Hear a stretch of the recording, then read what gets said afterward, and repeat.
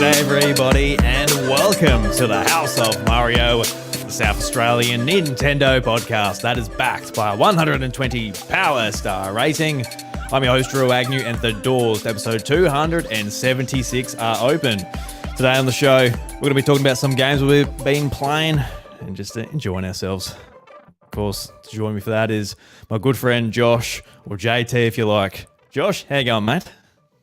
Drew, doing very well, thank you. It's been so nice and cold lately. Been enjoying my winter gaming moments this last week, getting all rugged up and nice and cozy, and put on the Switch and had a couple of good times, good sessions this weekend. So yeah, keen to talk about all of that.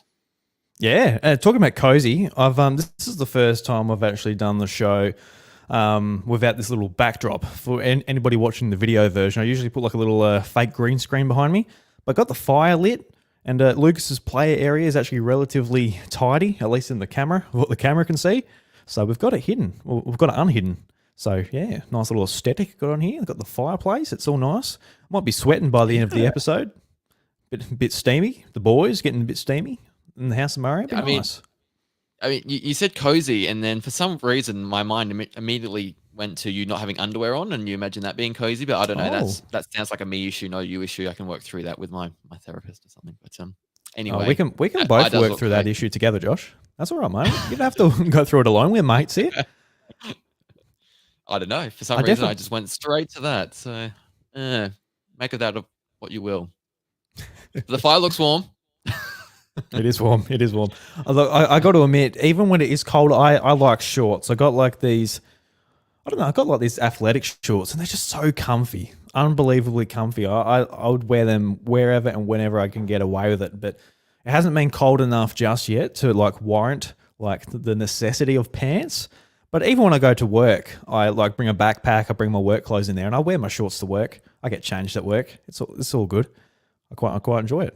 But not quite the underwear. Not for podcasting anyway. Yeah. If I've got to get up and, you just say like, a bit of underwear action. A little bit dangerous. But enough of that. Everybody, Thank you very much for joining us here at the House of Mario. Really appreciate it. And we're going to have some fun. I've got to start off with just thanking Josh. I got a wonderful birthday present the other day from Josh and my friend Dan. They put in together and they got me a copy of Pandora's Tower on Wii. Look at this bad boy, Josh. Now, I see that it came from eBay. Is this the condition that you saw it in? It's good condition. Manual, it looked really good. Yes. Yeah. And it is. You got me worried there by asking that question. It's just the condition because it's absolutely fucked. No, I'm joking. No, dude. Thank you very much. Really appreciate it. That. Yeah, no, it's awesome. Yeah, my pleasure. I saw the case. Is it? Can I see it again? Can you get it up? Yep, I put it up for the video people. You can't. Yeah, there we go. That's a bit better. I want to have another look. Yeah, I just like the black Wii logo at the front there. I don't know. It just looks a bit more mature than what I'm used to when I look at a Wii cover. And I don't know. It reminds me a little bit of the GameCube game days. You know, when it had the black kind of and slight purple. So hope you like it. Hope you get a chance to play it sometime. I don't know if it's really any good or not. I've never really sort of perceived it myself, but I knew it was with your Wii hunting, a nice one to add to your collection there. I've heard good things, but I guess for those that weren't around or weren't paying attention to JRPGs on the Wii, especially that late into the system's life, and that includes me. I was sort of moved on from playing hardcore games on the Wii. It was just my Smash Brothers machine at that point. It lived on its side. It had 4 GameCube controllers plugged into it at all time. But it was a part of like the Project Rainfall to bring over these JRPGs, including Xenoblade Chronicles, which is now Nintendo's main JRPG. And it's gone on to have 4 games in the series, which is impressive from where it come from. But another game from Mistwalker with The Last Story. So that came over to Wii, and Pandora's Tower, which was another one that came over from Japan to the West. And I think Pandora's Tower, I think it's the one that gets left out the most out of the, I guess, the 3. Obviously, Xenoblade Chronicles is the most revered one, just because it's from Nintendo and it's got sequels and all that now. And I think the last story as well has a quite a good name just from who it's from. You know, Mistwalker, creator of Final Fantasy, is a part of went on to make that studio. So Pandora's Tower gets overlooked a little bit, but it's Mm, definitely like a pricier game. I don't know how much you mm. paid for this one, but it's definitely up there as far as Wii games go.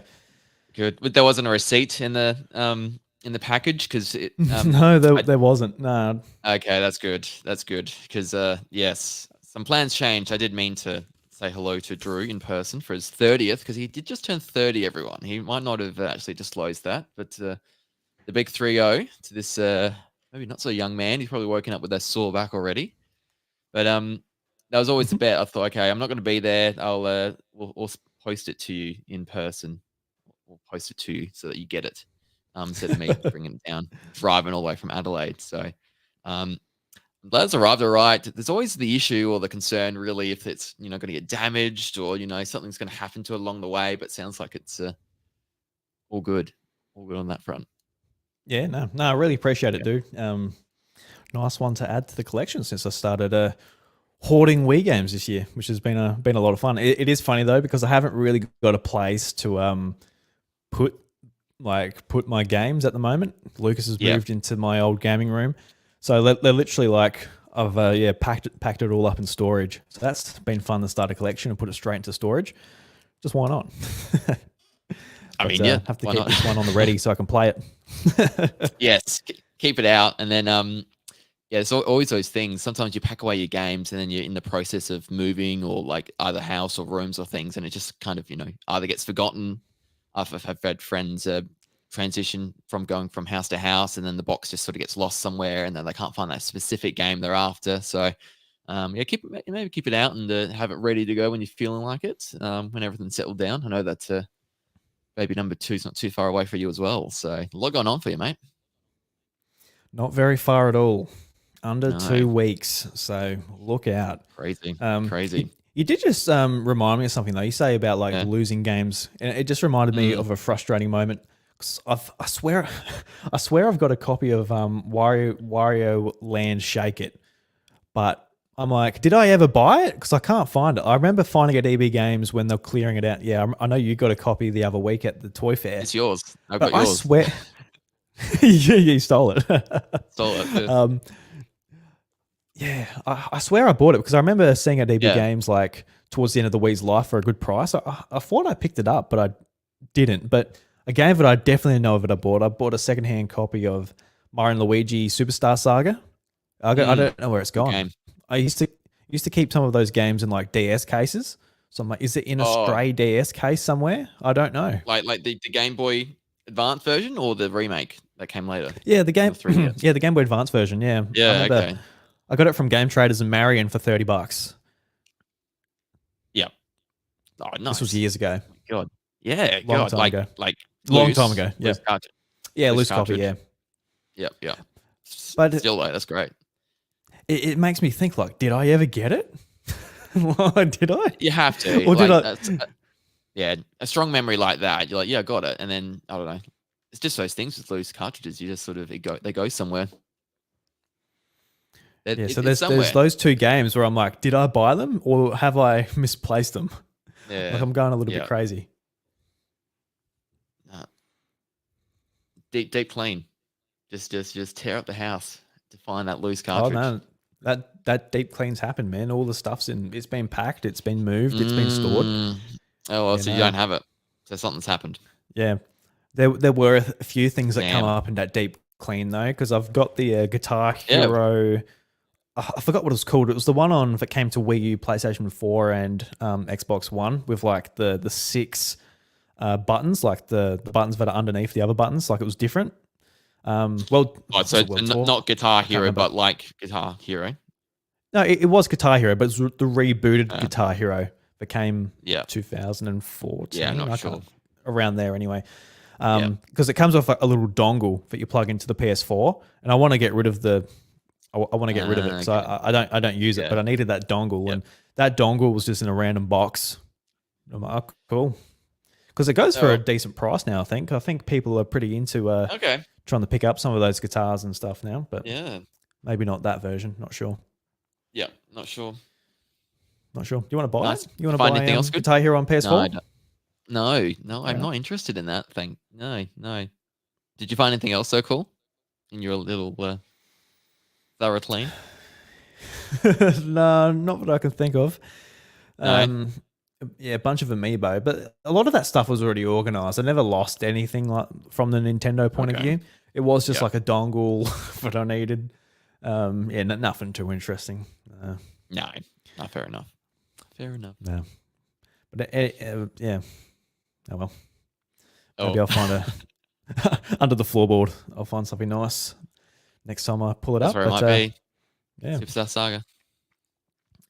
please, that'd be a nice little treasure, wouldn't it? Yeah. Look, Yeah, it would be. Lucas, when he's older, look, Daddy, I found a copy of Superstar Saga on Game Boy Advance.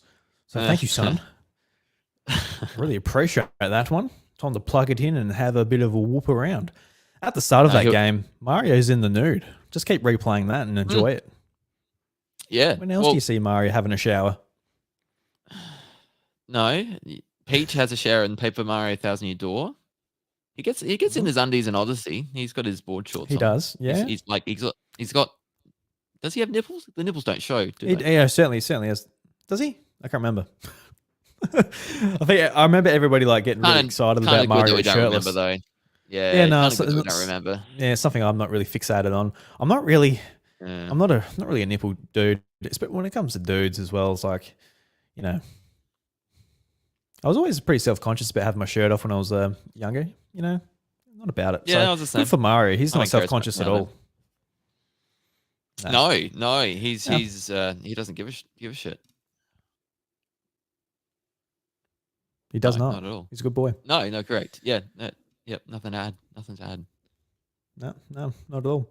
But I guess speaking of Mario's nipples and all that, it reminds me of housekeeping.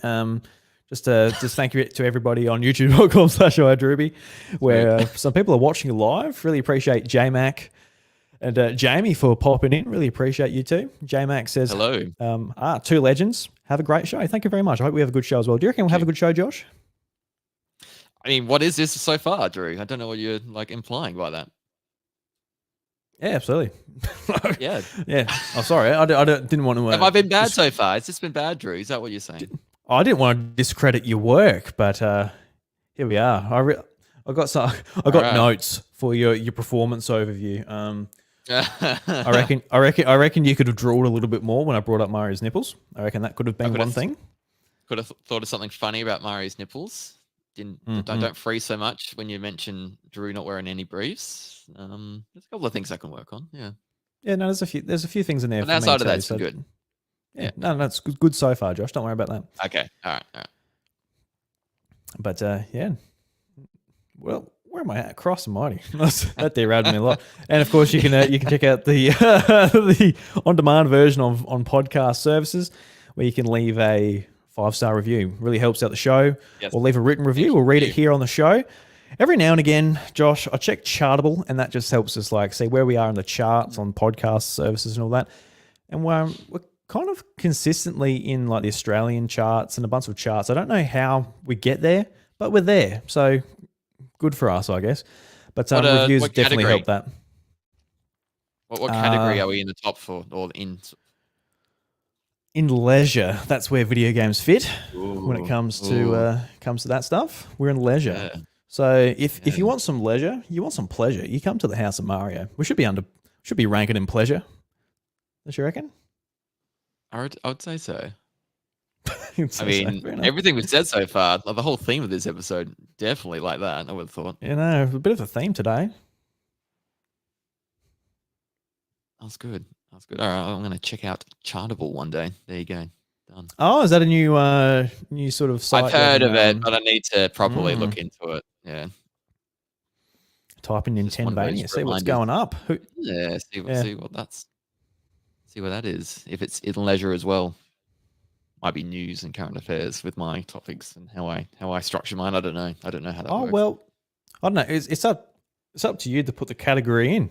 So it's whatever you set it to. You could have set it to religion or something. I don't know. I mean, there's a few. There are definitely a few. That's for sure. Who would treat it like that way. That's Nintendo fan people. I gotta stop Yeah, saying yeah. fanboys. Nintendvania is just a cult. It's much like Castlevania, where it's all religious and all that subtext and everything going Yeah, behind it. correct. You've actually So solved you it, could Drew. put it in Thank there. you. Yeah. You've broken the first rule of cults, though, is to actually get it out in the open and get everyone to know about it. But so that's fine. Mm. Yeah. There's another mistake I've made on my little resume Oh, here in the that House of Mario performance review, episode. Drew, looking worse and Yeah, worse. man, that's not looking good at all, is it? No one's going to hire me. All right. So, Josh, you been playing much this week? I've got 4 games I want to discuss that I've been playing over the last week and that I've finished. So I'd love to hear what you've been up to. Whether it's gaming or not, I'd like just to hear what you've been up to, and of course, what you've been up to in the world of gaming. Yeah. Cool. So I played a couple of things, but just before I do that, just want to mention I got a really special delivery last week, and Yes, wasn't really expecting it, but I had Sam or hey message me in the Discord, just asking for my address. Okay, yep, I'm happy to send my address because I think he wanted to send me something, and wasn't really sure what he had in store for me, so I waited. I think it was about a couple of weeks. But they arrived mid last week, and I was absolutely sort of taken aback and blown away with what he sent me because he must have listened to a few of the previous episodes we've talked about my amiibo hunts and then the toy fair that we went to, Drew, where I picked up that Samus Aran amiibo, the one from Metroid 2 Samus Returns, the remake on the 3DS. They had 2 amiibos. One was the Samus Aran one, and then the other one was the actual Metroid amiibo. And I mentioned in that how much I'd really want that one, and like one day I'll get it, but it's very pricey and all that. But Sam was absolutely amazing and actually gave me both of them from his collection in box. And so these are like absolute holy grails to me. The one I got of Samus was loose. These are both in the box, both in amazing condition, and I just can't thank Sam enough for sending them across because I wasn't expecting it, and it's an incredibly nice thing that he's done. Made me feel very thankful about not just getting on to be on the show with you, Drew, but to sort of connect with people and sort of get to geek out with everyone, and these sorts of things are really cool to do, and sort of to make someone's day like that. I think hats off to Sam, and thanks again. I can't thank him enough for sending them over. I'm going to cherish them, and they'll be a big, massive part of my collection, my ever collection. So yeah, Sam. What an absolute legend! Like that is so nice of him. Sam's Absolute been legend. just a great supporter of the House of Mario, and that's awesome. That's fantastic. Yeah. So when are you going to list them up on eBay? That's the next question. When are you going to? No, definitely not. I bastard about it. No, I just can't believe they're in box as well. I'm in the process. I need my display here is a mess, and I need a third Billy bookcase from IKEA because I've just got too many amiibo now. I've got my Switch cases. They don't fit all along the one row now. I've got one sort of overflowing. And things that aren't placed as nicely as I want. And so all these new things I've had recently, it's just like I need to fit a third one in. Apparently I can do that. So I'm going to get that done. I'll find a secondhand bookcase on Marketplace, and we'll restyle the room a little. And these 2 bad boys will be front and center of the display. There'll be a Metroid area, and these 2 will be very much part of it. I should mention Sam did write me a beautiful handwritten note, and his handwriting is amazing. Just very cursive, beautiful kind of handwriting. And I wish oh my god, wish mine was as beautiful and as neat as that. So I'm definitely keeping the note as well. What the hell?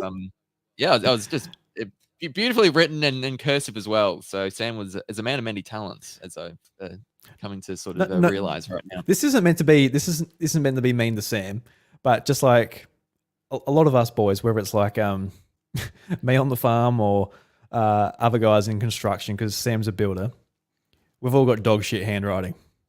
So Not Sam. That was he could write a memoir with that handwriting. He could just Yeah. looks one. Yeah, good on him. Good for him. Yeah, it's beautiful. Look at like Well I'm done. left-handed too because I don't like so if I start writing, I get Oh, bit yeah. smudges and I get frustrated. So I've never really bothered to sort of develop it. But yeah, that's the thing of beauty. I'm just kind of imagining he had a quill set as he decided to write on the piece of paper. Yeah, that's awesome. Because Yeah. when we got computers in high school, I was so happy to get rid of the handwriting. Because Yeah. mine always, left hand too. Like you like drag your hand over your writing, so it just doesn't work all that well. But Yeah. I mean, I was happy to get my pen license. Don't get me wrong, but yeah, the move to computers full time was very much welcome for me as well. yeah, I hate the Yeah. like the fees you got to keep paying though to keep using your pen license. That's the hardest thing. Yeah, correct. And then yeah, you have a big crash, and then you lose it. Then you got to go back to lead pencils. Or I mean, Yeah, the to insurance on crayons, those and pens it's is hard. nuts. Yeah, correct. It's not worth it. So yes, you got a wonderful gift from Sam. Thank you so much, man. Definitely did. Definitely did. That's awesome. But the games, Josh. What video games you been playing? Yes. So continuing on with Paper Mario, the Thousand Year Door. I'm very steady with this. I'm not like forgetting to play or anything like that. I'm averaging probably a chapter or two a week. I've done the first 5 chapters. I've got 5 crystal stars out of 7, so I'm pretty well near towards the Yeah, going end well. now. I've done a bit over 20 hours into it.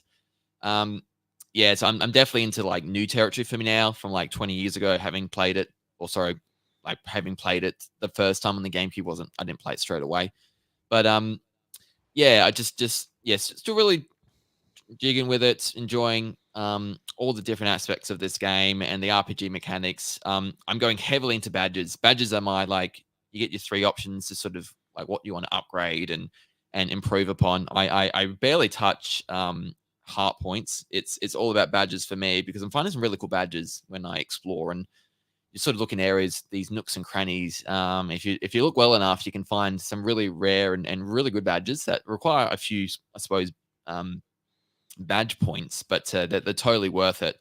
And so, yeah, that's just been holding me in really good stead. Actually, been just enjoying the dialogue of it all. Interesting to hearing a lot of discussion with other people currently. I get a lot of the thoughts that there's a lot of backtracking with the game, and that has proven to be a little annoying to me at times. How some of it's structured.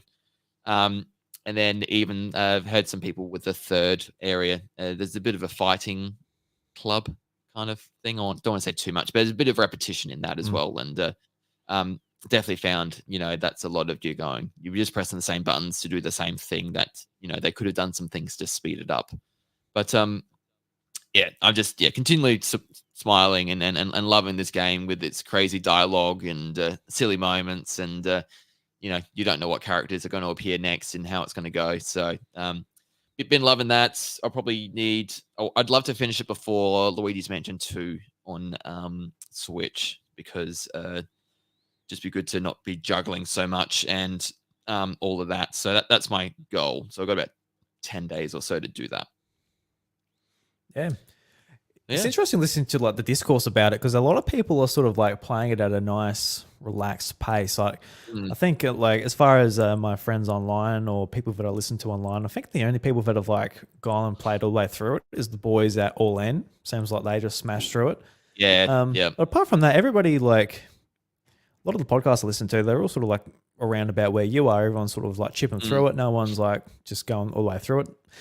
No point to rush it, of course, but yeah, it just seems to be the way it's going. So I'm glad you're enjoying it. There's sort of, I've decided that I want to get through Paper Mario 64 first. There's no point trying to, rush it, get onto it though. Yeah, so I'm going to try and get it done this week. I think Paper Mario 64. I've got some other games I want to do as well, but I've just been drawn to just shorter games. That's sort of what's calling my attention at the moment. Is just like shorter games and get my sort of my feel and different experience. And I think it's just been since Hellblade 2 where I'm like, oh look, that was it was interesting, at very least. And I got the story and different gameplay, and I can move on to different games that way. So I think maybe just looking at the 30-hour sort of runtime, like, ooh, maybe it scares me a little bit, and I need to Uh, just do little yeah, bits here and there. But I get you. I get you. And there's always something coming out as well. So I do find it hard sometimes to focus on the one game. So especially, yeah, I get you with Paper Mario wanting to play the first one first, and because that's such a good game, and on the Switch as well, NSO that's so easy to access and save states as well. So it's in a way more accessible than the Thousand Year Door because the save states aren't there. It's your mm, traditional you know save blocks whenever you get to them. So um yeah, that's it's not a bad problem to have. There's always something to play, isn't there? I don't think I'll ever be in the position again where it's like, oh man, I've got no games left. That's it. There's I'm done. nothing to play. Yeah, correct. Yeah, Correct. just like even like subscription services, like even if you just had PlayStation Plus, well, that's enough. Oh, Or it's a whole Nintendo Switch bunch. Online, of course, as well. It's just like you're probably going to have at least a couple of games you Yeah. haven't played that you've missed over the decades. So Mm. yeah, Oh, it's that's going to be right. interesting too because you've been playing Paper Mario for when it come out, it's a couple of weeks or 3 weeks. Three and What a do you half reckon you'll weeks. I move on just to double after checked that? then on the calendar. Yeah. Oh, it came out at the end of May, Sorry. didn't it? Jesus Christ. Yeah, Yeah, it it's came three out and a end half of weeks May. already. My Yeah. God. What was your question?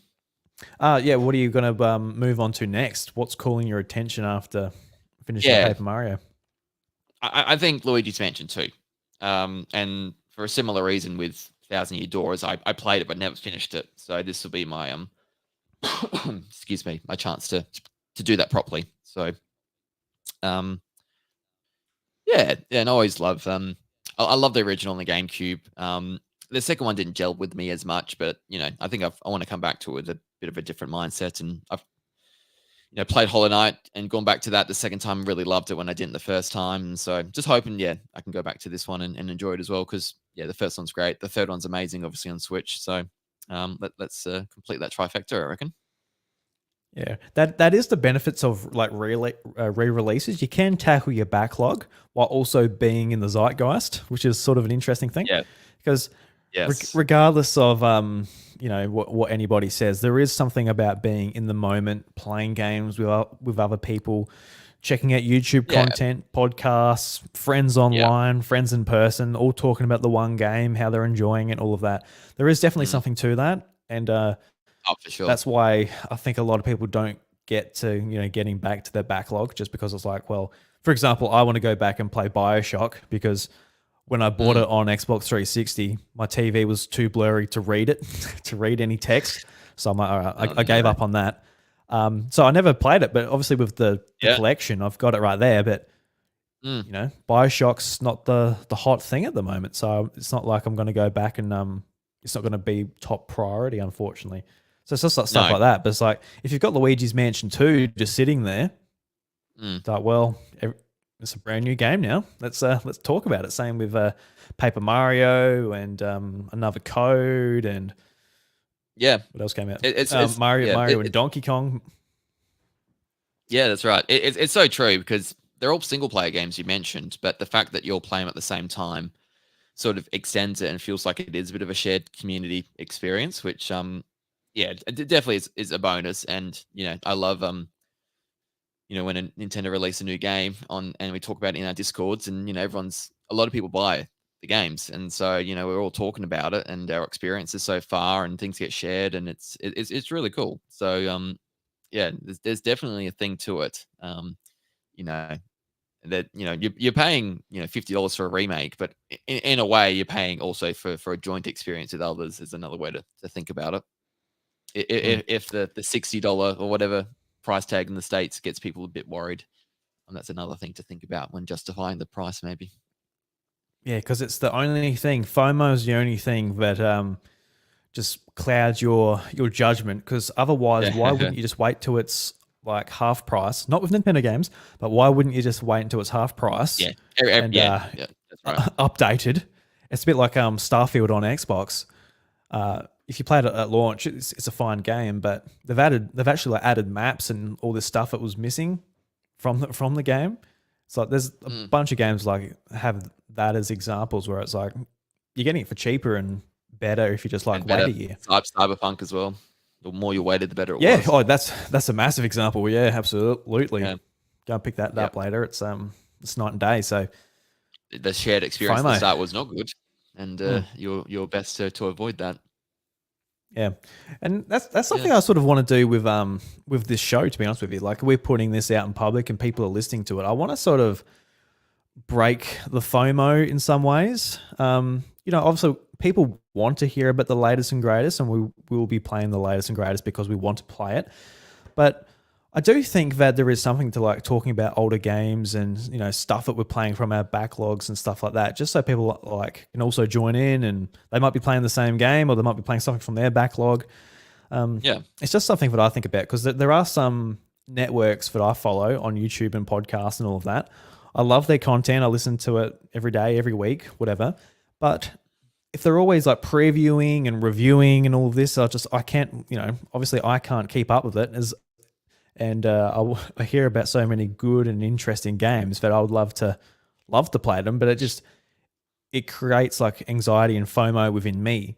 And that's not their intent. That's not what they mean. But it's just sort of what happens when it comes with like how much stuff's coming out and how much stuff they're able to access while, us with full-time jobs or kids, families, all that type of thing can't really get to it. So that's what I sort of think about when doing the House of Mario, where it's like, let's just celebrate games, and whether you can game an hour a week or 20 hours a week, it doesn't matter. Just play what you enjoy and we'll share our passion that way. But that's something I'm a little bit conscious of when it comes to podcasting. I never want to create a FOMO because we have enough FOMO as it is. That's what the whole sort of video game industry is sort of hanging its hat on in some ways. And you can see that with a lot of companies doing like early access, get the premium edition, pay an extra $50, you get it 3 days earlier. Life is Strange, double exposure, for example. If you get like the deluxe edition, you get the first 2 episodes 2 weeks early. Like, how crazy is that? Okay. 2 weeks, a story-based game. So it's like, I don't know, the whole industry is sort of, moving towards that. So, yeah. It's got to fight it, man. Like, no, I'm going to play Super Mario Brothers on NES. That'll satiate me. That's enough while you're shaking, just like try not to look at Twitter. I feel bad because I was just saying before how much I was enjoying playing things at the same time with others, and so I mean that's a kind of no. I'm not saying that's a bad thing. We all love that, but you can't do it for everything. That's what I'm just mainly trying to for sure to get at, and that it is okay to get back to games that are a month old, because sometimes you buy a game, leave it in the wrap, you look at it, and like, well, it's a week old now. I'm on to the next thing. Why and there are enough games out, but no one's talking about this. Yeah, no one's talking about this, so I won't talk about it. I'll never experience it because you're not talking about it. No, it's definitely a big sort of video game fan problem. But as long as that's our biggest problem, we're going well. We're going well. Good otherwise, isn't it? Yeah, correct. Yeah. Correct. Yeah, it's like when you see people on Twitter like arguing about like what's better, what console's better. It's like, thank God, you guys are going well. Nothing's going wrong. Your family's healthy. Thank God for that. Take it as a positive. You see people going nuts online. You got a smartphone. You're paying your internet bill. It's going well. Pretty much. But anything else you've been playing, Josh? Have you gotten back to Hollow Knight, or have you been scared off? I've been scared off. I feel like I got to a very hard boss. I've just stopped, and I've tried 3 times now to go back to it, and I haven't done it. So it's just one of those, like, I need to really grind out some like just dedicate a whole hour and just like do nothing but try and beat this boss. I don't know, I'm just not really feeling it at the moment. So I feel like it's slipping away at the moment, which is a little bit of a shame, but I'm not too fussed on that, knowing that I played this game for over 30 hours. I've played a lot of this game, so I've experienced a lot of it anyway. So I'm definitely training myself not to feel bad about not finishing stuff if I know I feel like I've done what I need to out of it. So I pretty well feel like I've done what I need to out of it. And if I go back to it someday and finish this hard boss, then so be it. I'll probably face the next one and really struggle again. That's just how this game works sometimes. But that's where I'm at right now. Yeah, I'm going to take a little break from my PlayStation Plus subscription as well. So I'm kind of waiting for this to go on sale on the PlayStation Store too. So I'll wait for it to go on sale. I'll buy it, and then I know I can go back to it when I need any time and to finish it off. I wish you luck, sir. Have you tried looking at a like a walkthrough or hints or just tips for that Not boss? Have not you looked for yet. like external things? Yeah, No. I've I, I've looked a lot at uh they're not badges. I can't remember what they're called now, but the things that you can customize to sort of change your your your abilities and things like that. You got certain Mm. ones you can interchange and toggle. And I feel like I'm optimized pretty well for it. So unless I've noticed something blatantly wrong with how I should have my player set up, feeling pretty good. But yeah, that is the next thing for me to do is to just get the guide up, and no shame in that, but just sort of see if there's something obvious that I'm missing. Yeah, it's one of those ones where there's a lot of dodging and weaving, and I'm good at first, but then I'm slowly getting worn down, and I'm getting attacked from everywhere, and I feel like I can't really avoid it, that kind of thing. So there might be something. Mm. Yeah, I mean, Yeah, I'm a big proponent for just walkthroughs or tips, just for yeah, like, all right, I want to get through this hurdle. Otherwise, you'll just drop it. You'll never get back to it. It'll frustrate yeah, you. It'll get under your skin. yeah. Correct. Just look at just nip that pride in the bud, mate, and look up a walkthrough. Go on, mate. But it sounds like maybe it's just a tough bot. It's a hard game, so it might just be It's a like, all hard right, game. need to practice and practice and practice and practice, and whether you're willing to do that, that's up to you. There's no other games. Just beat your head into a wall for the next next month or so, and just Uh, ignore all the other stuff coming out. yeah. There's that Well, option as well. that is an option. I don't like that option, Drew. I don't like how you're spelling that Nah. one out for me as one to consider. But it is very true. I can go back to this one if I want, and if I really wanted to dedicate myself. But at the moment, if I've got some spare time to play something, I want to play Paper Mario. So choosing that over Hollow Knight, really. The only other thing really I played was with Michaela the other night was It Takes Two. So Mm. we played this about a year ago and really enjoyed it. Played it one night, and then we kind of just like we must have a game must have released the next day. And we kind of just like that we just played that, and this like got forgotten about a little bit. Like we really enjoyed it, but it just got forgotten about, and it wasn't until yesterday that we're like, no, let's play it. Like we had a bit of free time, we didn't know what to do, and wanted to play something together, and I was like, oh no, let's do It Takes Two because it's been a while. We really enjoyed it, and yeah, we played that for a solid 2 hours yesterday, and it's just like a big action packed movie all in one.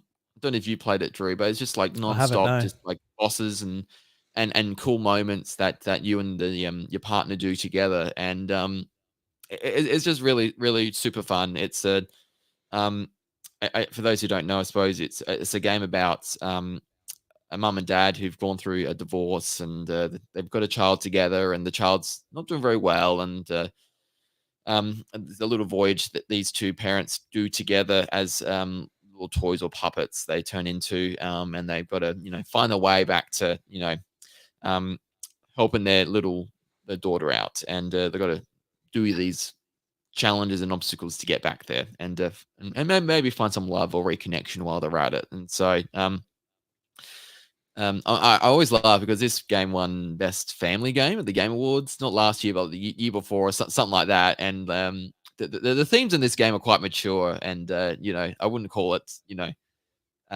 PG or G from it. I don't know what it's rated, but it's some like interesting conversations and things. I think if a kid was playing it with their parent, they'd be a little concerned or ask, what does that mean? Why are they like this? Why don't they love the kid this way? Things like that. So, um, At the Game Awards, yeah, they're very open of what those categories could mean. Like for yeah, example, Cyberpunk last year won Best Ongoing Game just because it got a expansion and they fixed it from being a yeah, pile of dog shit to a very yeah, good game. Like they just fixed it. yeah, So does that really mean Best Ongoing Game compared to like an mm, MMO or like Fortnite or Destiny, like games that literally have been yeah, going for years and get updates all the time and a community based around mm, them? because these single player games in 2024 and even last year 2023, they get updates all the time. Is every game an ongoing game because it gets a stability patch? Like it, don't know, doesn't make much sense. Yeah. But it sounds like with the family games, like it's not like the family game like traditionally like a Nintendo game where the family sits down and plays it. It's literally a family game because it is a family game because there's literally a family. The game is based on a family, a mum, a dad, and a kid. Maybe that's where they went. Is that the actual reason? Because I looked got it no up. idea. I was just I was very interested, and that they use crap and shit. So I mean, it's so mild. It's so mild, and then kids say that stuff all the time. But I don't know. Does that? Yeah, I just don't see it as a family game. I see it as a little bit more mature. I was very interested by the whole idea of it. I'm like, oh, okay, it's it seems more mature than that, even though it is a game about family. Yeah, Jeff Keighley with this his game of definitions. Yeah, come on, Jeff Keighley, get it together. Yeah, come on, Josh. Yeah. I've been wanting to play this game for years. I just don't have a co-op partner. It's like a co-op only game, so I just it would be a great game to play with a partner, like with what you're doing with Michaela. Yeah. It's just Chantel doesn't play games, so can't play with her. Don't have to play the. When you bring over your Xbox Series S for me to borrow, we can play it then. How does that sound? Yeah. No, I don't want to play with you, Josh. No, I'm joking. Yeah, we could. Absolutely. What platform are you playing on? PlayStation 5. Yeah, because is it part of PS Plus? Is that why you're playing it? Oh no, we literally bought it after it won the best family, or it won best game, didn't it? At the Game Awards. It won Game of the Year. Am I misremembering what it won? It won best game at the Game Awards, didn't it? Yeah, Game of the Year. Yep. And maybe it also won best family game. I can't remember now, or it got nominated at least. That's what I'm thinking. It was one. I remembered it won Game of the Year. But I couldn't remember so whether it definitely won that. Too. Yeah, and so I got to I've got to play this, and I thought then that I got to play with Michaela, and it was on sale at the time, so that's when we bought it. So I actually bought it and own it, I suppose, digitally, if that's a thing. But if it is on PlayStation Plus now, that would make sense as well. It's on Switch. I mean, it would look a lot worse on Switch because it looks beautiful. It's I think if you're doing it on Switch, you're probably doing yourself a slight disservice because it looks really, really nice and crisp on the PlayStation. So that's definitely the one. It came a fair bit later to Switch. Yeah, came like a long time later. That's the unfortunate bit about Switch. I love the Switch. It's just a lot of these third-party games and even indie games at this point. A lot of them are kind of not up to snuff on Switch. It's just unfortunate. Even stuff like Another Crab's Treasure and stuff like that. It's not quite performing where you'd want to, how you'd want it to perform, which kind of sucks. But it is there, which is a start, I guess. But that's great, man. I'm keen to hear what you think once you get through it. How's Michaela finding it? Yeah, she likes it too. I think she enjoys it for the same reasons, and even like there's little mini games that are scattered throughout, and so you do your normal campaign, and then there'll be just a little tucked away little room you go to, and it's just a different mini game of some kind, and it's completely different and random and not part of the main story at all, but it's just a thing that me and Michaela will go head to head in, and we just had some fun playing some of those, and some of them are okay, not amazing, but some of them are really fun. There was like a laser dodging game where you sort of had to dodge your own laser, had to dodge the lasers coming from your partner, and they would activate them by pressing on buttons on their stage. And so the more buttons they pressed on their stage, the more lasers went over to your side, and you had to dodge them, and vice versa. So that was pretty manic and fun. But yeah, just little things like that, and she really, really enjoyed it too. So. Yeah, we enjoy those experiences, and for me, it's more enjoyable than playing something like Overcooked, or because that gets a bit. Michaela's really good at that, whereas I'm not as good, and I get a bit like, oh, this is like I've got to really focus, and it becomes less fun for me after a while. I think this one's a better co-op experience anyway. Yeah, I agree. I like the whole co-op thing, especially like story-based stuff or whatever. I reckon that's a lot of fun. With Overcooked, for me, I just like Oh, Yeah. I've only played it for like one match or something. I'm like, nah, I just don't want to. Like, yeah, I No, don't think I'll that's find this fun. and there's nothing wrong with that. You know, and you're all across it now, and you're like, yep, I don't need to experience that, or I don't need more of that. I've done what I need. Yeah, I think like I want to try moving out and moving out too. I think that'll be fun. Like it's a Yeah, similar thing, yeah, but it's that's another one involving for us like, when all we right, get how do I there. get this bit of furniture out of this door and out the house? Mm, The yep. idea of like in a kitchen running to like the stove and having to like get the plate and plate it up and get it there. That doesn't sound fun to me at all. It's just Yep. personally to me who I am. I guess I'm like, no, Yep. I don't want to do that. I might just go outside That actually. I might is more than fair. look straight into the sun. I'm like, yeah, this is better. Yep. This is how I want to spend my time. Yeah, correct. Correct. Yeah. Yeah. Anything else you've been Yep. playing apart from those? That's Uh, a nice no, that's it. healthy dose of video games. Oh, I did do one extra chapter of Kid Icarus Uprising, but that is a slow burn, and I keep forgetting to get back onto it. So I need to keep going, chipping away. So I've done one extra chapter since we talked, but that's about it. Yep. Nothing else Yep. that's shifted your opinion on it. Just like, yep, that was another chapter. Oh, I'm really sort of I like the game. It's like when I do play it, it's really fun and enjoyable. Yeah, it's just I've got to make sure I've got a right setup for it. So I find like I've got to be in this room or something to play it, to get the kickstand ready. And then I was going to play extra the other day, but my the battery was low on the 3DS, and so it's just like, okay, I'll do it another time after I did that third chapter. So yeah, I find it's gonna be the right conditions all have to come together for me to play it.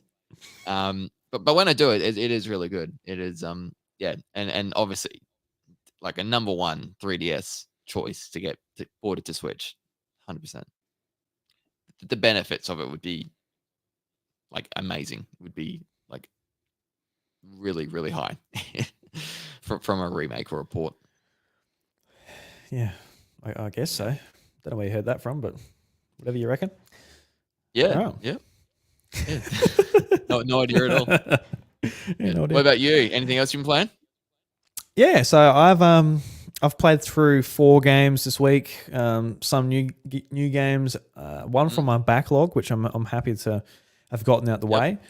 But yeah, let's start off with the first game I played this week. I played through Cat Quest. So this game came out in 2017, and I've always looked at it, being like, yeah, that looks like fun. Just like a cute cat with a sword. He's running around hitting things. I didn't really understand like what the game was like. Was it a Zelda type game? Like, you're running around doing dungeons, puzzles, all of that thing. Or is it something a little bit different? So I didn't really know anything about it until I jumped into it. I got it cheap years ago on an eShop sale, but it also recently came to PlayStation Plus. So I decided to play it on PlayStation purely because, why not? Trophies. And I've really sort of noticed how much HDR and 4K really make, especially games like this, which have like a really beautiful, colorful, cartoony art style. It just pops better on the TV. And I was going to play on the TV anyway, so I may as well utilize the hardware that I have to play it better. I've got access to it in 2 places, so I might as well play it there. And also the second version's on PS Plus as well, so I might as well play it all in the same place, because I'm actually going to play through the first 2 before Cat Quest 3 comes out. I think it's August 9th or something like that. So I'll play through these 2, then pick up the new game in a couple of months' time. So looking forward to that one. But I guess how I'd explain this game is, when I was looking at screenshots, I didn't really know what was going on, because it looks like you're in sort of like an overworld, kind of like what you would expect from like a Final Fantasy game when you're going from like location to location. It looks a little bit like that, but it's not like an overworld. It is the actual map. And the whole premise of the game is that your sister's been kidnapped. It's been taken by this cat emperor-looking man, and that you are like the Dragonborn. You are the only one that can take down these dragons. And there's sort of like an interesting backstory about the Dragonborn. They're all cats, and they're the ones that can take down these dragons. It's like there's interesting lore and stuff. And I got to be honest. There's a lot of like nice, quirky, interesting, colorful writing. And when I was going through side quests and a lot of the story, I was kind of just flipping through it. I was just interested, like, in the gameplay loop, which really sort of entertained me and grabbed me in, is what I got most out of the game. But when you sort of like you come across enemies on the map, use the square button or the Y button on Switch, use your sword, and when the enemies go down, you pick up XP. So you're constantly getting XP and leveling up. So you start off at level 1, and as you're going around, there's these dungeons on the map, and they'll have like a level recommended level that you should be at. So at the start of the game, you're coming across like level 1, level 2, all of this type of stuff. But if you venture like a little bit, too far north, you come across like a level 40 dungeon or et cetera, et cetera. And these dungeons aren't too much. Just go into it, and it's like, take down all the enemies. And there's a couple of chests in there to pick up some loot, some equipment, stuff like that to add to your stats. But it's all relatively straightforward. It's not like a Zelda dungeon where like you're getting items and you're doing all this stuff. It's not that at all. But the whole sort of loop of the game is like leveling up, taking down these dungeons, and then there's these dragons dotted around the area as well. So you've got to take down these dragons, and they've got a level cap on them, and it's kind of just like a big entertaining kind of grind fest, really. And it's not a long game. It took me about 5 hours to complete. I finished it in one sitting, and okay, that's short. Yeah. So it kept me up till like after midnight, and I was just really enjoying it. And the story wrapped up in an interesting place as well. It's like, a bit of a twist here, cool, interesting. But for me, it was all about just like it was just entertaining, just leveling up, going around, grinding up, leveling up, taking down the bosses, progressing the story, and I think on the PlayStation side of it as well, it's like a perfect game for achievements or trophies, where like I got like a lot of the trophies, but there's like trophy for doing all the dungeons, getting all the collectibles, doing all the stuff, all the stuff that takes time, isn't too hard. And it was just like a nice little sit down and chill game. I was listening to podcasts and stuff while I was playing. So it was just it was a sort of a great experience. I can't wait to jump into the second game, to be honest with you, see what that's all about. See, there's dogs in the next one. There's canines, so that'll be fun. And you'll be on your way to number 3 later in August. Yeah, so it'll be all about that. So yeah, I really do recommend it. I know like a lot of people who might have already played it. It's like it's a 7-year-old game at this point. Yeah. But I say it's definitely like my highlight from this week as far as like the games I played. It was a lot of fun. So really rate that one. But another game, this was another short game as well. It's about a 4-hour game. I played this one on Switch. It's called Arietta of Spirits. And this is it's been on my wish list for a long time, and it came up for sale. It was like dirt cheap. It was like under $5. So I picked it up. And this one is another sort of, top-down Zelda, like 2D Zelda-like game. And that's what sort of got my attention with it as well. And I assumed it would be like similar to Blossom Tales, which is like a kind of like a direct sort of comparison to what you would expect from Minish Cap or Link to the Past or any of these Zelda games, where it is like a big overworld map. There's lots of secrets and puzzles to explore, dungeons, items, all of that.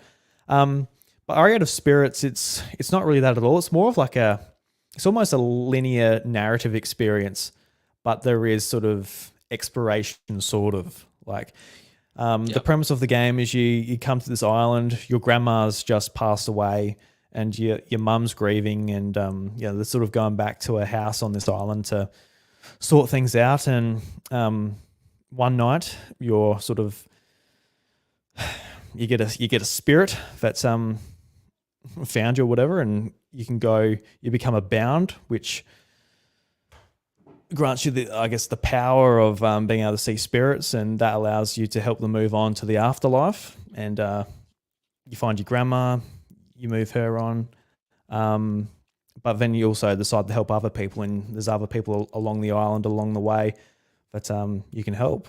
So the game's about helping these different people that you meet along the way, and there's some sort of really interesting stories in that, just from people. There's especially one towards the end where there's this woman who's not really all that sure of why she's like she doesn't know that she's dead, and you've got to like explain to her what's happened after you discover it. Yeah. But so that was interesting. Like it wasn't like the best story. It wasn't the best story that I've ever experienced, but it's like beautiful pixel art. Yeah, and it it wasn't is. interesting enough premise. But I think the thing that I was probably disappointed by the most is just as far as like a top-down Zelda-like game with a sword and all of this stuff. Like there wasn't really that good exploration. There was like from the house on the island, there's three directions you can go in, and they're all fairly linear. And there's a certain path that you can access, like a couple of caves, and they sort of wind and take you to another path. It wasn't all that fun to explore compared to what you'd expect in a Zelda game, or even Blossom Tales or Trigger Witch, which is another one I really enjoyed. So I don't know. It's definitely not my favorite game as far as these top-down Zelda-like games from indie developers. But I'm glad I played it. You could probably pick it up pretty cheap on eShop, especially on sale, like I did. And if you want a game that's 3.5 hours to 4 hours, recommendation certainly at a price, because the pixel art is great, and there's certainly a story there that I think can touch you potentially. Yeah, it looks beautiful, and remind me a little of the Stardew Valley kind of vibes, and I thought of a little bit of Mother 3. I don't know, just trying to relate to what it could kind of look like. But yeah. So how'd you find it? You just sort of randomly looking at Steam, were you? Or sorry, what'd you play it No, on? I had it on my wish list for like a long time. I can't exactly Yeah. remember what if I found it like. It wasn't a recommendation. I think I just came across it maybe Mm, in the new releases and go, oh yeah, like it looks nice. Like the yeah. pixel art. It is something that definitely strikes your eye. Anything that has nice pixel art, I'm like, oh, it immediately Mm, just piques my interest straight away whenever I see nice pixel art. yeah. So it was in the wish list for probably years, I think.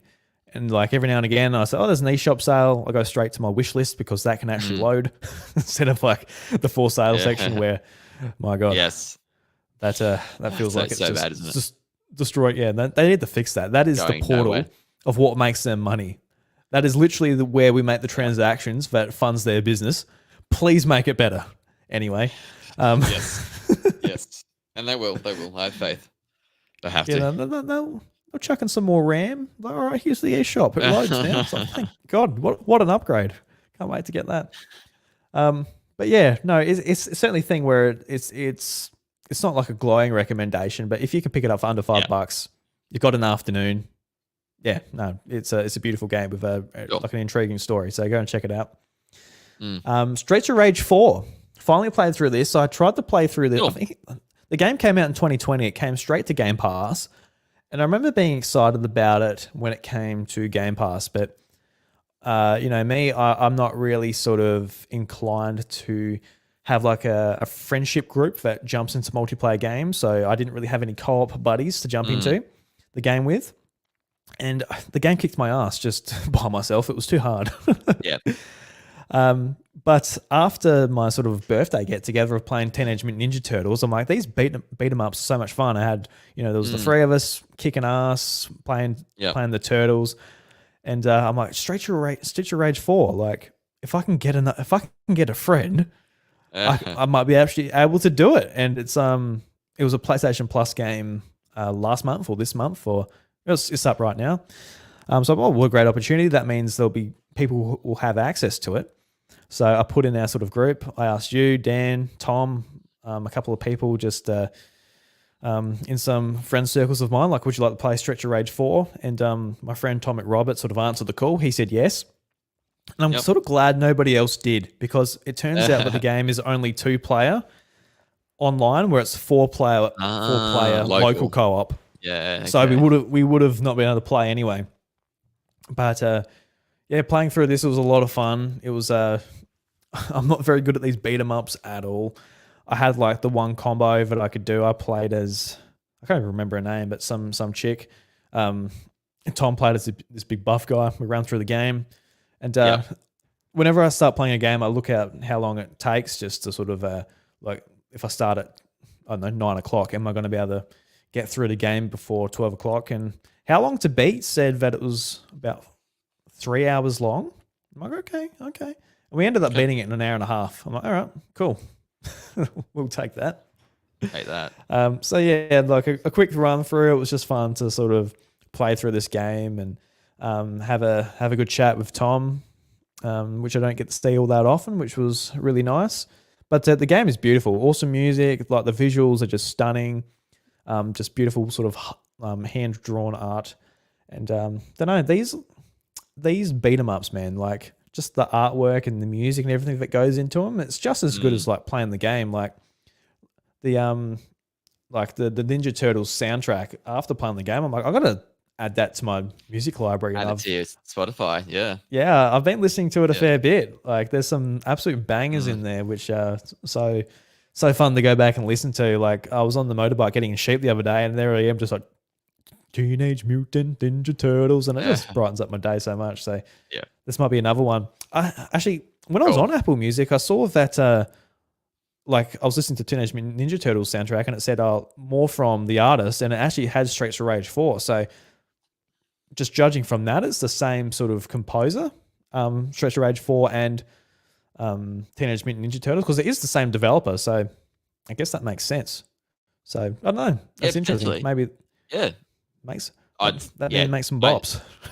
I remember the Simpsons one. Playing that on arcade machines with friends, and absolutely loving that one. That was such a cool one because it was.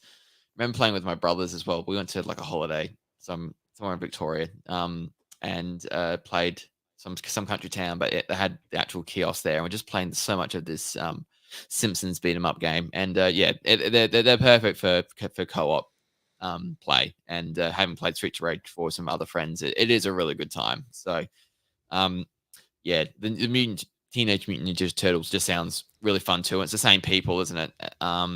As Streets of Rage 4, I believe. I think it's the same people. And so, is that? Oh no, I was just like, it's on the tip of my tongue. I was, I think the developer's French. I think it's .mu or something like that. I can't remember the pronunciation. I can see it in my head, but they're the ones. That's why at Summer Game Fest, when that Power Rangers game got announced, I'm like, oh yeah, I want to play that too. Like, there you go. Sort of the arcade sort of action, as well as like the other genres that they've put in there as well. Like, that'd be so fun to play 4-player, get some boys over the house, play some Power Rangers. It's like, you know, you hand the controller over, like, it looks like you're playing as a Pink Ranger, and all the other boys like, you're pink, what are you, a girl? Hey, you want to be the girl, man? They're Pink the Ranger. strong ones in these games. Yeah. No shame in that. Hell yeah. Have you played Scott Pilgrim versus the World? I was gonna actually. I remember there was a game I needed to bring up, but I didn't have it listed. Yes, after we actually went and played Scott Pilgrim versus the World, and you did. Yep. Yeah, because that was on PS Plus as well. I was like, oh, you want to jump into this, Tom? So we jumped into it, and I've got nothing but unfortunate things to say about the game. The game is beautiful and has an amazing soundtrack, but like the online, we could not figure out how to join each other's game, so I had to do a bit of a Google. Yeah. We found out, and while I was Googling, while I was Googling, a lot of people were complaining about network issues, crashes, things like that. I'm like, oh man, that's unfortunate. And I'm like, well, it's been a fair while since this game's been re-released on Switch and PlayStation and Xbox, so you know, surely they'll fix that. And we were playing, and and the first stage, I'm like, oh my, how long does this goddamn stage go for? It goes way too long. Like Ninja Turtles and Streets of Rage, it's like a nice length. You get that enemy variety, that environment variety, get a boss at the end, get that satisfaction, move on to the next stage. I think it had like a really great flow to it. With Scott's Pilgrim, we were like playing for like 15 minutes. I'm like, when's this fucking stage end, dude? Like, seriously, really? What the hell? Okay. Like, yeah, God. How much of the snow level just bashing up the same looking enemies go for? And then just my game crashed. Bang. Got kicked out. Damn. Straight back to like the cross media bar on PS5. I'm like, damn. So I'm like, I thought, so all right, let's never play that again. Like, that was fun. I've when the game like originally came out on the Xbox Live Arcade, I loved like the soundtrack, the look of it. But if it's going to crash and the levels go forever and all that, I honestly don't rate it as far as that goes. I don't know. A lot of people love it, including Bryce. From an online perspective. Yeah. Yeah. I don't know if it's going to crash. It's just don't want to waste my time. I don't blame you. Unfortunately, fair enough. Damn. But you brought up the Simpsons arcade game. I Yeah. remember that came to Xbox Live Arcade as well. I really wish there was a way to. Yeah. I don't know if there is. Is there a way to play it on any of the modern stuff? I'd love to play that. That'd be wicked. Oh, that'd be so 'Cause fun. Yeah. I'd love to play that one again. Yeah. me too. That'd be It's so fun. good to. Yeah. It's fun. Yeah. There was a bar in Melbourne, a barcade in Melbourne, and Mm. yeah, we're playing the Simpsons arcade there, and yeah, it's Yeah. just so much fun because I love the That's a Simpsons good as one. well. I'm really sort of Yeah. hungry for to jump into the Simpsons again. Not the show necessarily, but like a Like Hit and game. Run or yeah. Yeah, I've got the Simpsons game on Wii. I've been meaning to jump into that. Yep.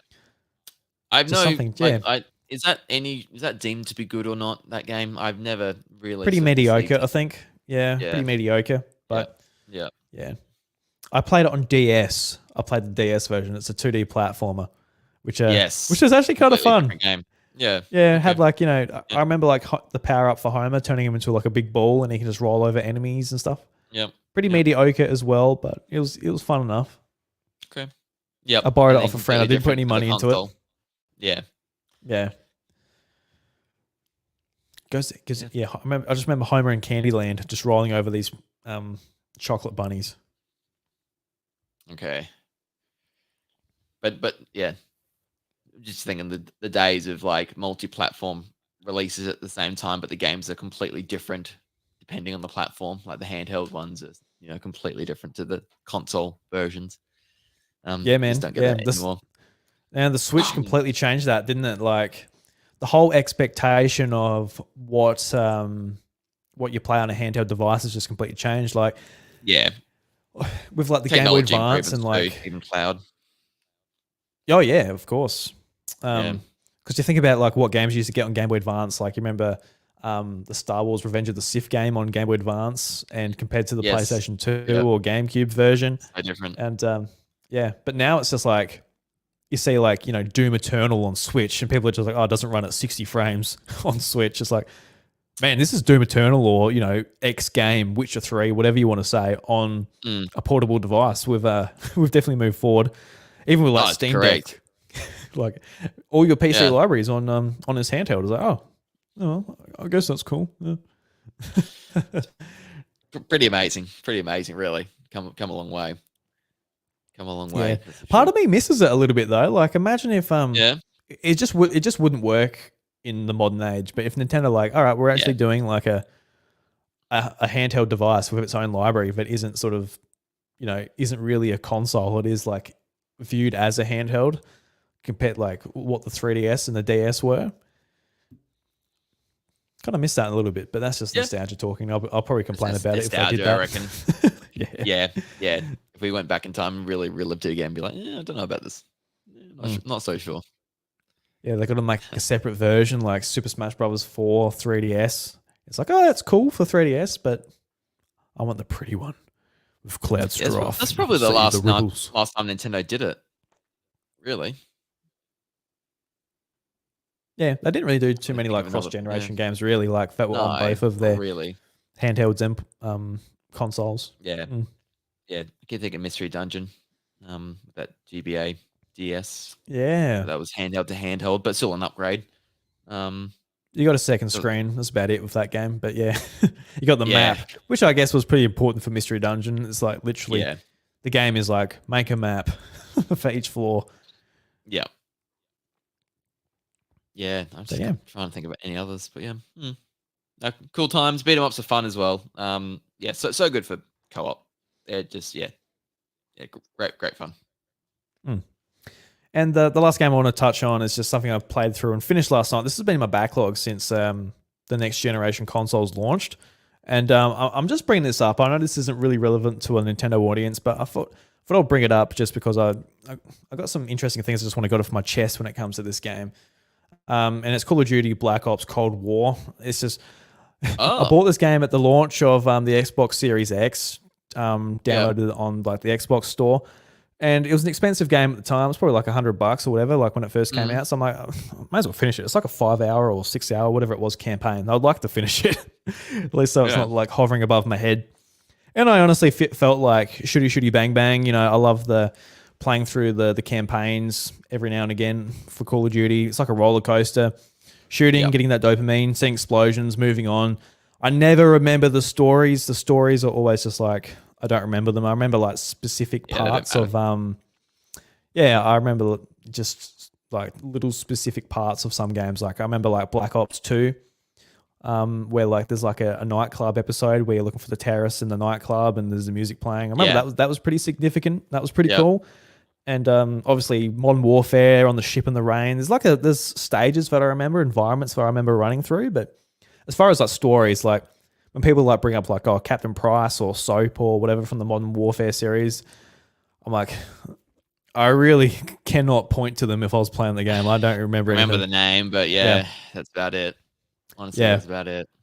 So when I was going into Cold War, I was like, look, I'm not going to start from the start of the campaign. I'm going to pick up where I finished. And I was like probably 1/3 through the campaign, so I really hadn't played it much at all when you think about it. Okay, so I just I just picked it up from there, and I was like, I'm just keen for a bit of a roller coaster. I'm keen to get some like, monster closets, some enemies come at me, shoot them, I move on with the story, get the credits, cool, move on. Like that's what I was looking for. But I was actually really surprised of just how in depth this story was. And what sort of interested me is like there's certain choices and decisions and things you can pull off that actually dramatically change the story. And I just want to sort of put this point here just for spoilers. I don't think anybody cares about Call of Duty Black Ops Cold War spoilers on a Nintendo podcast. I'm just putting this here mainly because if you do care, you can skip on 2 minutes. But if not, I think this might just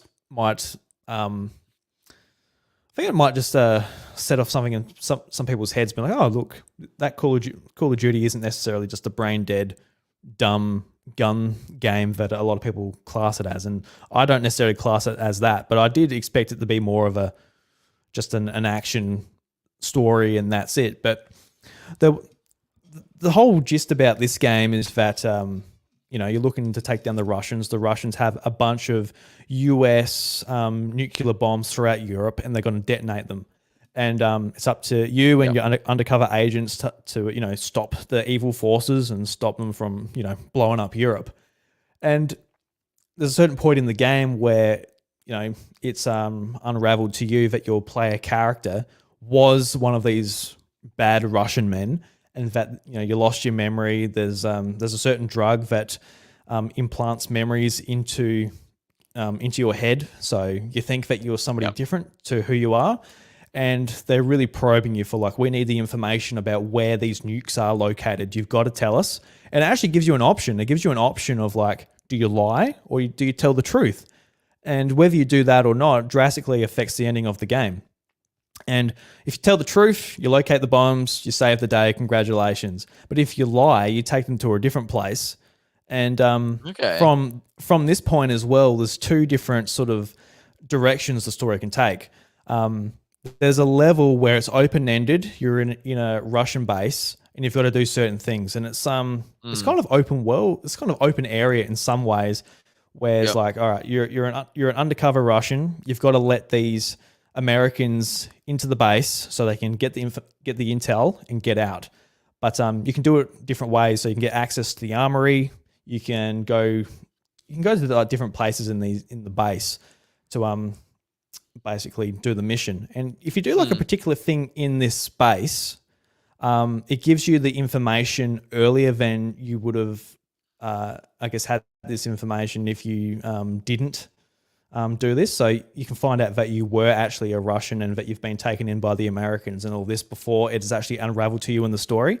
So if you lie to them and you've done that, you can actually have backup. You can take down your American team, kill everybody in the team, and detonate the bombs and take over, like destroy Europe. But if you don't do that certain bit, you just get shot in the head by your team leader, and that's the end of the game as well. So it's got like 3 endings. Okay. Yeah. And I was actually really impressed by that, in all honesty. Like I thought I was just going to like go through and do that, but with those choices, I thought it was really interesting. It had like as much nuance as like a Life is Strange or anything like that. Whereas the Life is Strange games, there was times in those games where I'm like, wow, that was my choice really affected that, or there wasn't a black or a white option. There was like a more grey option. And I was really surprised to get that from Call of Duty. I was not expecting to sit down and sort of have that thought when it comes to playing Cold War. So no, I was very impressed. Yeah, End of nice. spoilers. But yeah, no, I was very cool. impressed. Yeah, By I'm Cold used to War. them being like like you said, you go through a hallway, you shoot at baddies, you keep going down that hallway. There's the next hallway. Oh, here's a cool action scene. You're sliding down somewhere. Let's shoot them. Blah blah blah. Or you're going to ride for a little. But no sort of choices, things like that. Mind you, I haven't played a Call of Duty campaign since the second one, Black Ops 2, I reckon. And I played a bit of the Modern Warfare back in the day. But yeah, that's cool. That's good to know that then, they do try different things and unique things to keep it different and fresh, because it's been a lot of games now. Black Ops 6. I can't believe there's 6 of them now. I used to love Black Ops, all those games. And I think I even had 3. And I do have Cold War to play a little bit of the zombie mode, because that's the main reason I bought it. But I didn't really start playing it in the end, and it took up too much space on my PlayStation. It's uninstalled now, but I do own it. I just have to find space on my PlayStation again if I was ever to touch it again. But yeah, there you go. That's cool. Wasn't expecting you to check that out, Drew. Cold War. Yeah, well, I had it, and I just needed to get it off my backlog. But yeah, no, That's it really cool. surprised me. So, Yeah. I've been open to playing Black Ops 6 later this year because it's coming to Game Pass. I'm like, I'll play the campaign for a part of the subscription. I'm not going to pay $109, which is the asking price. I'm like, I'm not going to get enough out of the multiplayer and stuff and all of that. But especially after this one, like playing the new one, I'm like, I'm open to a story like that. That was a really sort of interesting, thought-provoking, just thrilling story. And don't know, I wasn't expecting it after playing them, like the older ones, for example. But no, it's pretty cool. I'll play zombies as well, please. Yeah. Don't know. Maybe you should pick up Black Ops 6, Josh. We can play some zombies here. I'm looking for some multiplayer. I just want like one multiplayer game where we can where it's like our meet-up place. I don't know whether it's Call of Duty, Hellblade, Helldivers we talked about. We did, yeah. I'd love to do Helldivers. All right, how much is it? $60, I think. Digital. Something. I can see it for $59 on Amazon. Oh, sorry, Josh. I meant $59. Come on, mate. Fucking, I'm way off. Well, I'm paying more than I need to, mate. I've got Wacko Jacko in the chat here on YouTube as well. He's asking me about Splatoon again, and I'm just waiting for like, play Splatoon. You want a multiplayer game? Play Splatoon. And to that I say, maybe. I'm up for it. Yeah, he'll do it. You'll do it. Yeah, I'll do it. Yeah. Yep. I will. I'm going to buy it now. Right now. Let's play Helldivers 2. Oh hell yeah! Let's do it. Yeah, because it did interest me. Because it turns out, so like I was talking about like pretty much the conversation we're having, like, oh, it'd be good to do some multiplayer, and I got Helldivers. I'd like to play that, and I was talking to Bryce about it. He was like, oh yeah, I've been playing Helldivers, and that's pretty good. And I'm like, fuck me, you didn't even ask me whether I want to play. What a dog! He was pestering me at the start of the year to play Power World. I'm like, I'm not going to get the Steam version. It's on Game Pass. I'm not paying $40 for this early access game. But that's funny. No, that's funny. I've been playing it. Yeah, of course. You bloody bastard. In all fairness, though, I haven't really been the guy who's jumping into like online third-person shooters all that often. So he probably doesn't even think of me when it comes to doing his online multiplayer games. He lives on those online games, so he's got his people. He knows who butters the bread when it comes to his online video gaming. It's not Drew. He's out here playing Cat Quest and Aria of Spirits and doing whatever I'm doing. Single player experiences, barely online. Yeah. No, I've been online. I'm all over the online. I've been on the internet. Yeah. What are you talking about, Bryce? Come on, jeez. Come on, man. I'm on the internet right now. I'm talking to people. I'm on podcast. It's crazy stuff. Oh, that's funny. That is very funny. But yeah, I'm going to buy it. Done. Awesome. No, we'll have to play together then. Oh, but you're getting rid of your PS Plus, aren't you, Josh? I'm buying it physically, so I don't need PS Plus. Oh, but you need it to play online, don't you? PS Plus. Oh, you do. The first tier, at least, anyway. Yeah. They got you by the grundle. What are you going to do about that? I'll play it. I'll still get it. I'll still get it.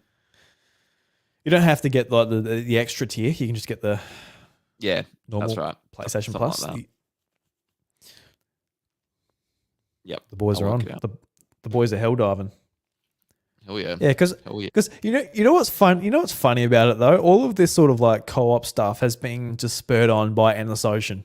Endless Ocean was the one where like, that was fun hanging out with Josh, looking at fish. Imagine if we were doing something a bit more exhilarating, like shooting some bugs or beating up some boys, or actually doing something where there's a really good online component to it. Yeah. Yeah, I agree. I was looking at how long to beat, like I always do, like I mentioned before, and they finally got enough information to work out how long it takes to beat Endless Ocean Luminous, and I don't know how accurate this is. They probably don't have that many people submitting their times, but at the moment, it's like 39 hours to beat that story. Really? That's people who are submitting their times of how long it took for them to beat the story, with no side content or anything like that. And sort of how it works is like, if it's got a red bar across it, that means that they don't have all that much people submitting their time, so their data might not be all that accurate. So it is red. So it's probably not that many people beating the game, submitting their time to how long to beat. But the other games are about 10 hours. To do their story. So the grind in Endless Ocean is just I could not do that for 39 hours. You're just scanning fish, man. Like that's not even doing the charts or anything. That's just scanning fish and finding the lost sea charts or whatever to beat the game. Yeah, correct. They got that way wrong. Too wrong. They did. They did. And yeah, correct. It's frustrating because it could have been so much more, eh? Could have been so much more. Oh well, they gave a go. They tried. Had a crack. Good on them. Not really. Good on them. Yeah, no, we had fun. Good on them for bringing it back. Good on them. Good on you, Nintendo. It was fine.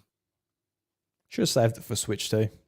That would have been a good launch title. You don't remember Still Diver on 3DS? Could have been the Still Diver for the Switch 2 launch. I've got a brand new system. You know what they say? You always want to be the still diver on your launch console, don't you? Because that always you just want to be that still diver. Yeah, no. Look, you want like a really strange 2D submarine simulator on your 3DS. Yeah, correct. That's what they always say. I did not pick that up at launch. Did not. No. Did I get it at all? I can't remember if I picked it up for $1 somewhere. I probably didn't. Honestly, it's not really worth $1 either. I remember like Pilot Wings 3D on 3DS. That was a lot of fun, but that was not worth $60 either. No, I picked that up for $5 today because I kind of want that in my collection. Today? I want it today. If I see it for $5, I'd get it. Oh, you want it? Yeah. I want it. No, 3DS games there. You won't get any for $5 now, probably. For some reason, the ball skyrocketed. Probably, you probably should. Like, what would it be on eBay? $20 at most. $12.50. Beautiful. Bloody beautiful. Yeah, $14. Game cart and manual, no case. Oh, come on. Yeah. Get the case. I like the case. I want the case. So buy that now. Buy that. Can we spend the rest of the episode just make Josh buy stuff? Get stuff, Drew. No more. I bought you Helldivers 2, and I'm going to play that with you online. And that's it. Cool, man. So what night are we making that? What night are we playing? Might as well organise it now while we're talking. Anyone else want to play as well? Good invite to anyone else who wants to play Helldivers 2. My PSN ID is Drewby. I had to put an extra I in front of I Drewby because someone's already got I Drewby, that fucking dog. You know what I mean? That bloody bastard. Fucking dogs. Those dogs. Those hell diving dogs. Yeah. Oink oink bitches. Yeah.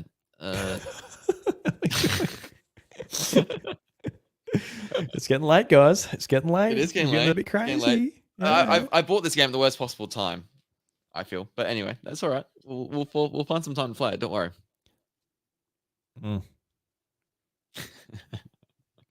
Yeah. That'll be good. I look forward to it. I've heard a lot of good things about it. Yeah, me too. But I guess like we mentioned, it is getting late, Josh. Anything else we'd like to talk about before we get on out of here? Lock up the doors, kick everyone out. So get out of here, you cheeky little bastards. Times. I can't think of anything else obvious to talk about, Drew. Nothing at all. No. There's no other topics. I think we covered literally everything Nintendo has to offer for the next millennium. Yeah, correct. Yep. Anyway, that's enough stalling. Everybody, thank you very much for listening to the House of Mario episode 276. If you enjoyed the show, leave a little review on the Apple Podcasts, Spotify, all of that. Really would appreciate that. And if you leave a written review, we will read it on the show. And if it's 5 stars and it's funny, that's extra points to you. Congratulations. Yeah, do it. And Josh, as far as Nintendoania goes, just before we head off as well, what's the go of that? Any new episodes coming soon, next week, a month's time? What's the update? What do people need to know? There will be one end of this week. I promise. I'm just it's a little infrequent at the moment because usually it's today that one would have come out, but I'm waiting for something that Nintendo might present or something, and we'll have an episode after that. Cool. Absolutely. I don't know what that could be. Check my current episode because that is relevant and it's a lot of fun because I recorded with you, Drew, and it was very good. Yes, we have a Nintendo Direct predictions. Go and check them out. And we will be doing that on the show. Yeah. We did not want to date this episode, but we have at the very end. We're so close, Josh. So close. We're so close. But until then, guys, the doors to the House of Mario, they're closed. We'll catch you later. Bye-bye. Bye-bye.